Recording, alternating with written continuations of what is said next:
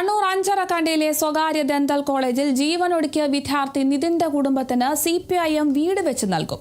ഞായറാഴ്ച വൈകിട്ട് CPIM സംസ്ഥാന സെക്രട്ടറി MV ഗോവിന്ദൻ മാസ്റ്റർ വീടിന്റെ തറക്കല്ലിടൽ നിർവഹിക്കും. നിതിനെ അടക്കിയ സ്ഥലത്ത് തന്നെ വീട് വെക്കണമെന്നാണ് കുടുംബം അറിയിച്ചതെന്നും അവിടെ തന്നെ നിർമ്മാണ പ്രവർത്തനങ്ങൾ മിന്നൽ വേഗത്തിൽ ആരംഭിക്കണമെന്നും A. റഹീം MP അറിയിച്ചു.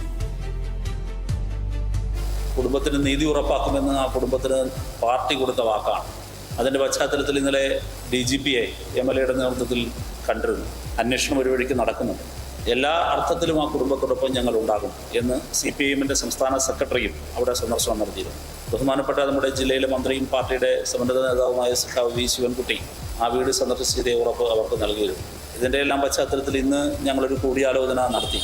ആ കൂടിയാലോചനയുടെ ഫലമായി ആ കുടുംബത്തിൻ്റെ ആശ്രയമായിരുന്നല്ലോ നിതിൻ. നിതിൻ്റെ മരണത്തെ തുടർന്ന് ഒറ്റപ്പെട്ടു പോകുന്ന ആ കുടുംബത്തിനെ ചേർത്ത് പിടിക്കുന്നതിൻ്റെ ഭാഗമായി അവർക്ക് CPIM വീട് നിർമ്മിച്ചു നൽകാൻ തീരുമാനിച്ചിരിക്കുകയാണ്. ആ വിവരം നിങ്ങളെ അറിയിക്കുന്നതിനാണ് ഈ വാർത്താ സമ്മേളനം വിളിച്ചത്.